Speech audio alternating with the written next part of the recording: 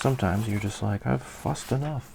Start with a 8.5 by 11 or an A4 photocopier paper, whatever you got around. If it's a rectangle like this, you want to create a square by taking the short end, matching it up with the edge of the long, matching it up with the long edge.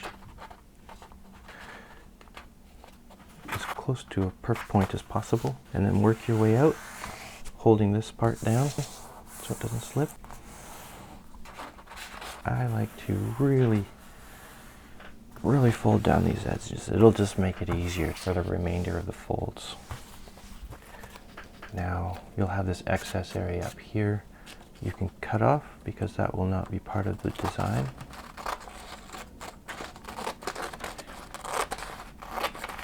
And enjoy the sounds of the cutting of the paper.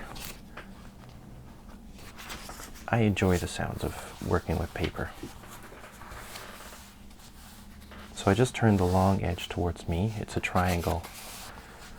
If you start with a square, that's the easiest to start with a square, then you're just folding it diagonally.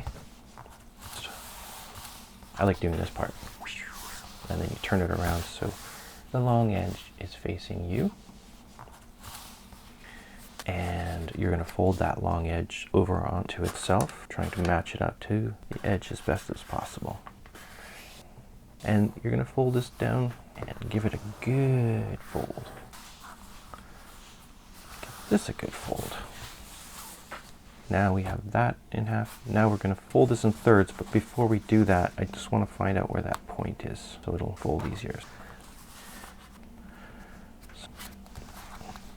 So you can see that, my friend, is where you want your point.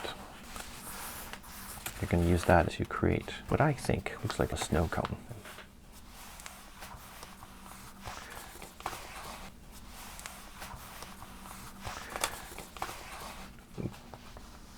And I'm doing more of an accordion fold. Some people fold it over on top of itself, but I prefer this. Yes, I do. The more even you get these, the more likely that your design will be more symmetrical. Let's see. I'm just kind of working it back and forth just to kind of get it so it's just evenly matched on all sides. Okay, there we have it. What some people call the original Star Trek insignia, and they may be right. You can cut even more off to create an even, an equal hexagon shape.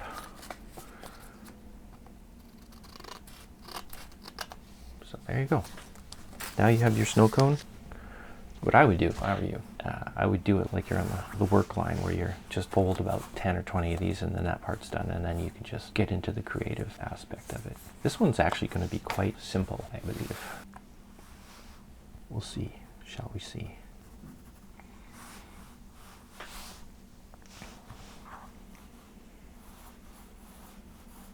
Go one all the way to the top.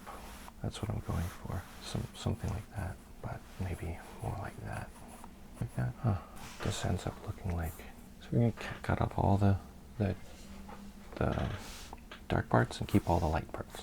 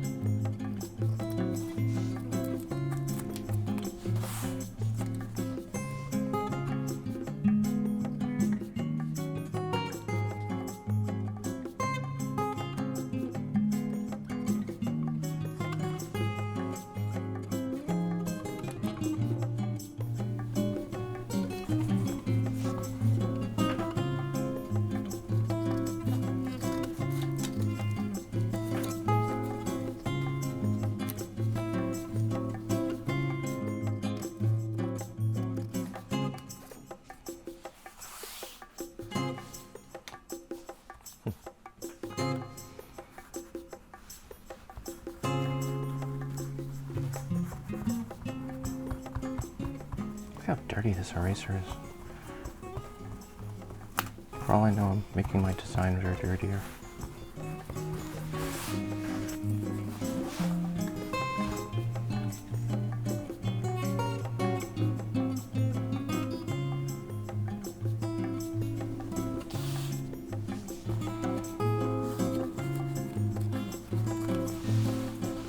Very pretty.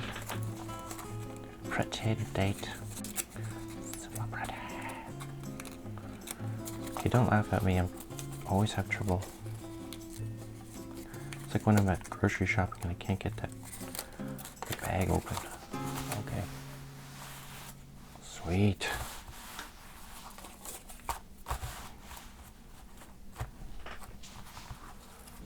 I believe I will iron this puppy. It's a beauty. She's a keeper, people. Oh! Give me a knuckle.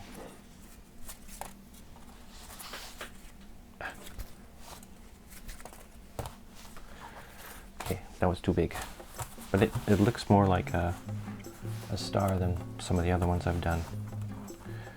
The star in the middle is why you want to get that point, that folded point, as close to equal, all the sides coming to the exact same point, so that the symmetry keeps for the whole design.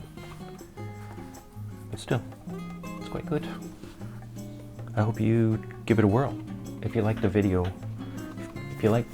or the way I'm teaching, or just doing this, yeah, I'd love it if you gave it a like. I'd like it if you gave it a like. If you could give it some love by liking, that would be great. And if there's anything you want to see, or anything really, I'm open to hearing it. I've found that when I've taught any book arts and paper arts before, is that often I learn quite a bit from my classmates or from the students. So feel free to teach me. I'm open to it. Thanks, guys. Talk to you later.